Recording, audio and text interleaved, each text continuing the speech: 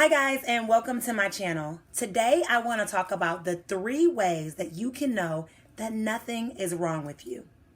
A lot of times we can be our own worst critic. We can tell ourselves that we're not good enough, that we don't deserve it, we're not worthy, we don't matter, we're not important. And it can be difficult to love ourselves, to build confidence, and to build self-esteem when our constant thoughts are negative.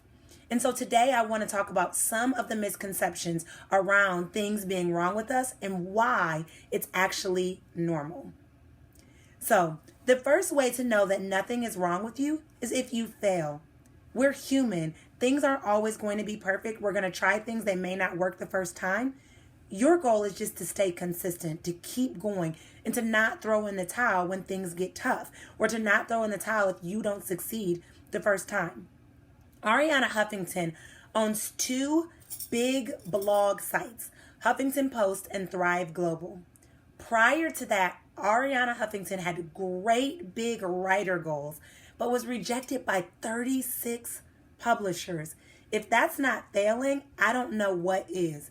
But her net worth is now $50 million because she allowed her fail and her struggles to push her forward, to give her the momentum that she needed to keep going after her success. She really believed in her goals and she kept going even when other people didn't, even when she kept failing time after time after time after time. So nothing is wrong with you if you fail.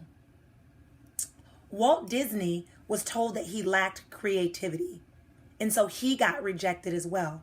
If you are being rejected, that's the second step to know that there's nothing wrong with you. Rejection is also part of life. I'm a firm believer that rejection is God's protection. So sometimes if things aren't meant to be, that's okay. There's something better.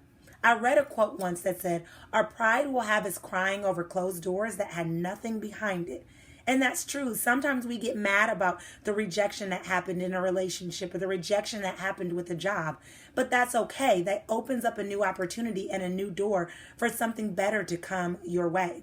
So whether you've been rejected in a relationship or whether you've been rejected with a job or a home application or anything like that, rejection is not a sign that you don't matter. Rejection is not confirmation that you're unimportant or that your goals aren't important. Rejection is part of being human. You just have to be sure that you're not internalizing that rejection and allowing yourself to believe that now something must be wrong with you. The truth is, it's part of the process. Nothing is wrong with you if you've been rejected. The third way to know that nothing is wrong with you is if you need help. There's a lot of stigma around asking for support or asking for help. But I know that help has been the very thing that has propelled me into my success. Help has been the very thing that has broken me free of depression and anxiety and very difficult emotions and traumas that I have had to overcome. Because of the stigma around health, a lot of people will avoid help at all costs. They will try to act like they can handle it. They will isolate. They'll put on a facade and act like everything is okay. I'm here to tell you that it's okay to not be okay. And it's acceptable to get help.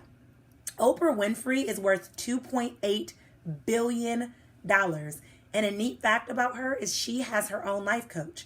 And many people could say, why would Oprah get a life coach? But that just shows you that she values help.